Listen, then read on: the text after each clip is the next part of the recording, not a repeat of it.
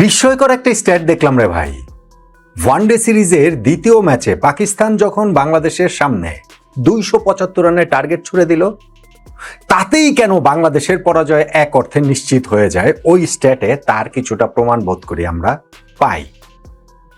স্ট্যাটটা গত 7 বছরের 2019 ওয়ানডে বিশ্বকাপের পর থেকে, এবং সেই স্ট্যাটে তামিম ইকবালের সেঞ্চুরি, নাজমুল হোসেন শান্তর সেঞ্চুরি, সাকিব আল হাসানের ব্যাটিং বীরত্বের সংযোগটা রয়েছে। আমাদের ব্যাটিংটা এখন কিরকম দীনতার ভেতর দিয়ে যাচ্ছে তাও বোধ করি বোঝা যাবে যতই আমরা প্রথম ম্যাচের দাপুটে ব্যাটিংয়ের কথা বলি না কেন, যতই আমাদের এই এত ভালো মিরপুরের উইকেটে খেলা হচ্ছে সেই কথা বলি না কেন, ফাইনালি গিয়ে ওই স্ট্যাট বুঝিয়ে দিচ্ছে আমরা প্রবাবলি এই মডার্ন ওয়ানডে ক্রিকেট থেকে এখনো কতটা পিছিয়ে রয়েছি। কেন সেই আলোচনাটাই এইখানটাতে করছি। দেখুন, আমি সার্টেনলি বিশ্বাস করি দ্বিতীয় ওয়ানডে ম্যাচে বাংলাদেশের এই 350 রান তাড়া করে জেতা উচিত ছিল। তাড়া করে জেতার সামর্থ্য বাংলাদেশের এই টিমটার আছে বলেও আমি বিশ্বাস করতে চাই। দুটো জেনুইন কারণ। প্রথম কারণ, প্রথম ম্যাচের দাপুটে পারফরম্যান্স, সেইখানে আমাদের ব্যাটসম্যানদের অত বড় পরীক্ষা দিতে হয়নি। বোলার ফিল্ডাররাই কাজের কাজ করে দিয়েছেন, 114 রানে পাকিস্তানকে অল আউট করে দিয়েছেন, ফলে মাত্র 115 রানের টার্গেট, কিন্তু সেই টার্গেটটাও আমরা যেভাবে 8 উইকেটে জিতেছি, 209 বল হাতে রেখে জিতেছি, মাত্র 15.1 ওভারে জিতে নিয়েছি, সেইটা ব্যাটসম্যানদের কনফিডেন্সটা বাড়িয়ে দেওয়ার জন্য যথেষ্ট। এবং আরেকটা যেটা বিষয় সেটা হচ্ছে গিয়ে আমাদের এই উইকেটটা মিরপুরের, সেইটা টিপিক্যাল মিরপুরের উইকেট না, ধান ক্ষেতের উইকেট না। এই উইকেটে রান আছে, এই উইকেটে বোলারদের জন্য পারচেজ রয়েছে, স্পোর্টিং উইকেট আমি বলতে পারি। প্রথম ম্যাচের পরে আমি বলেছিলাম যে মিরপুরের এই উইকেটটা আসলে 250-260 রানের উইকেট, তাতে আমরা পাকিস্তানকে 114 রানে অল আউট করে দিয়েছি। বাংলাদেশি বোলারদের ফিল্ডারদের ক্রেডিট, উইকেটকে এখানে দায় দিয়ে কোনো লাভ নেই। ফলে সেকেন্ড ম্যাচও আমি আসলে জেনুইন একটা আশাতে ছিলাম যে না, বাংলাদেশ এই ম্যাচটা জিততে পারবে 350 রান তাড়া করে হলেও। বাংলাদেশ তা পারেনি, এবং সেই যে পারেনি তাতে বৃষ্টিকে কাঠগড়ায় দাঁড় করানোর কিছু নেই। ডেফিনেটলি বৃষ্টির পরে যখন 2.5 ঘন্টা খেলা বন্ধ ছিল, বাংলাদেশের জন্য টার্গেটটা অনেক বেশি কঠিন হয়ে গিয়েছিল। 50 ওভারে আমাদের 275 করতে হতো, সেইখানটাতে 32 ওভারে আমাদের 243 করতে হবে। 18 ওভার ম্যাচের কমে গিয়েছে, অথচ টার্গেট থেকে মাত্র 32 রান কমেছে। কিন্তু ভাই, এই কঠিন টার্গেটটা তো আমরা নিজেরাই করে নিয়েছি। আমরা যদি 6.3 ওভারে বৃষ্টির আগে যে খেলা হয়েছে সেখানে 27 রান তুলতে 3টা উইকেট না হারিয়ে ফেলতাম, তাহলে তো আমাদের টার্গেটটা এত কঠিন হতো না। সেইটা সত্ত্বেও আমি বলছি যে ইস্যু এগুলো কিছু না, ইস্যু হচ্ছে কি আমাদের ব্যাটিং ব্যর্থতা, এবং ইস্যু হচ্ছে গিয়ে সেই বিস্ময়কর স্ট্যাট বাংলাদেশ ক্রিকেটের। আমাদের ব্যাটসম্যানদের অবস্থাটা যদি একটু দেখি, আমি স্ট্যাটটাতে আসি, অবস্থাটা যদি একটু দেখি, সেখানটাতে ধরেন তানজিদ হাসান তামিম এই ম্যাচে তিনি 1 রান করে আউট হয়ে গেছেন। শাহিন শাহ আফ্রিদির বলে বিগ শট খেলতে গিয়ে স্কোয়ার লেগ বাউন্ডারিতে তিনি ক্যাচ দিয়েছেন। প্রথম ম্যাচে তিনি যখন ওই রকম অপরাজিত 67 রানের একটা ইনিংস খেলেছেন 42 বলে, তাতেই তো তিনি ভেবেছেন কাজের কাজ হয়ে গেছে। ফলে এই ম্যাচেও তাকে ভালো করতে হবে। বাংলাদেশের একজন ওপেনার পরপর 2 ম্যাচে ভালো করবেন, দেখি যে না আমরা তা নয়, কিন্তু সেটা খুবই আসলে রেয়ার। ফলে তিনি তার ওই উইকেটের ভ্যালু দিতে পারেননি, আউট হয়ে গেছেন। সাইফ হাসান, ওনাকে টি-20 ফরম্যাটের ভাইস ক্যাপ্টেন বানিয়ে চূড়ান্ত সর্বনাশ তার ক্যারিয়ারের করে দেওয়া হয়েছে। ওই টি-20-র ভাইস ক্যাপ্টেন হওয়ার পর সাইফ হাসান তিনি টেস্টে, ওয়ানডেতে, টি-20-তে কোথাও রান পান না, ডোমেস্টিকেও রান পান না, বিপিএলও পুরো সিজন যাচ্ছে দেখে এটা লাস্ট ম্যাচে গিয়ে একটা 50 করেছেন। এবং এই ম্যাচটাতেও, এই সিরিজটাও যদি ধরি, প্রথম ম্যাচটাতে 4 রান করে আউট হয়েছেন, এই ম্যাচে 2টা বাউন্ডারিতে 12 রান করেছিলেন বটে, কিন্তু তারপরে মিড অফে একটা ক্যাচ প্র্যাকটিস করিয়ে দিয়ে সাইফ হাসানও আউট হয়ে গেলেন। নাজমুল হোসেন শান্ত প্রথম ম্যাচে 27 রানের একটা ইনিংস খেলেছিলেন, কনফিডেন্ট ইনিংস, এবং তানজিদ তামিমের সঙ্গে তার পার্টনারশিপ বাংলাদেশকে জয়ের একদম কাছাকাছি নিয়ে 6 রান আগে তিনি আউট হয়ে গিয়েছিলেন। কিন্তু এই ম্যাচে শাহিন শাহ আফ্রিদির একটা ভালো বলে আমি বলবো, ভুল লাইনে তিনি খেলেছেন, কিন্তু বলটাও আসলে ভালো ছিল, সেইখানটাতে তিনি বোল্ড হয়ে গেছেন 0 রান করে। একটু ওরিং শান্তর ক্ষেত্রে আমার মনে হয় যে এই নিয়ে ওয়ানডে ফরম্যাটে টানায় 11টা ইনিংস কিন্তু তার 50 বিহীন কাটলো। গত ম্যাচের কনফিডেন্ট ব্যাটিং সত্ত্বেও আমার কাছে এই স্ট্যাটটা আমি দেখতে পেলাম।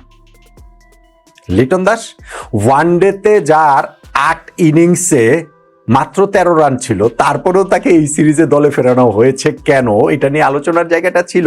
প্রথম ম্যাচটাতে তো ওই 3 রানে নট আউট ছিলেন, ওই সময় তার খুব একটা কিছু করা ছিল না। এই ম্যাচে দলে টপ স্কোরার তিনি হয়েছেন, 41 রান করেছেন, এবং সেইটাতে ওই যে বাংলাদেশ ক্রিকেট যে একটা চক্করের মধ্যে যে আছে, সেই চক্করের মধ্যে থেকে আমাদের আসলে মুক্তি নাই। এই যে লিটন 41 রান করেছেন, এই 41 রান দিয়ে তিনি আবার পরে 3টা সিরিজ খেলবেন। তিনি ভালো করুন, ভালো খেলুন, তার প্রতিভা নিয়ে সংশয় নেই, এগুলো সবই আমরা চাই। কিন্তু আলটিমেটলি গিয়ে এই 41 রান লিটনকে অনেক বেশি কনফিডেন্স দেবে না, লিটনকে অনেক বেশি রিলিভ করে দেবে যে যাক ঠিক আছে, ওয়ানডে ফরম্যাটে আমার খারাপ অবস্থা যাচ্ছিল, এখন একটা 40 করেছি, তাহলে আর আমার চিন্তা কি, পরের সিরিজগুলোতে তো আমি আসলে থাকছি। আর অন্যদের যে অবস্থা, লিটন আসলে থাকবেন না কেন। 41 রান করে তিনি মাস সাদাকাতের একটা বলে তিনি হচ্ছে গিয়ে সুইপ করতে গিয়ে এলবিডব্লিউ হয়ে, এটা তার গায়ে লেগেছিল, এলবিডব্লিউ হয়ে তিনি আউট হয়ে গিয়েছেন। তাওহিদ হৃদয় 28 রান করেছেন, ওই যে একটা পার্টনারশিপ করেছিলেন, তিনিও ইনিংসটা বড় করতে পারেননি। আফিফ হোসেন ধ্রুব ফিরলেন তিনি জাতীয় দলে 1.5 বছর পরে, ব্যাটিং পেলেন এই সেকেন্ড ম্যাচে এসে, সুযোগটা কাজে লাগাবেন না। 14 রান করে তিনি ওই মাস সাদাকাতের বলে পুল করতে গিয়ে এই শর্ট মিড উইকেটে একটা ফিল্ডার ছিল, সেইখানেই ক্যাচ দিয়ে তিনি আউট হয়ে যাবেন। যেই ট্র্যাপটাকে করা হয়েছে সেই ট্র্যাপেই তিনি আসলে পা দিয়ে নিজের উইকেটটা বিলিয়ে দিয়ে আসবেন। বাংলাদেশ ক্রিকেট এইভাবেই চলে, এইভাবেই চলছে। মেহেদী হাসান মিরাজ ক্যাপ্টেন, 7 নম্বরে আবার খেলবেন বলে তিনি মনস্থির করেছেন ওয়ানডে ফরম্যাটে। তিনিও কিন্তু ওই ম্যাচটাতে ভালো করতে পারেননি, ইনিংসের শুরুতে তিনিও আসলে আউট হয়ে গিয়েছেন। ফলে বাংলাদেশ এইখানটাতে আমাদের সামগ্রিক ব্যাটিং ব্যর্থতার কারণেই আমরা 114 রানে মাত্র অল আউট হয়ে গিয়েছি এবং 128 রানে ডাকওয়ার্থ লুইস পদ্ধতিতে ম্যাচটা হেরে গিয়েছি।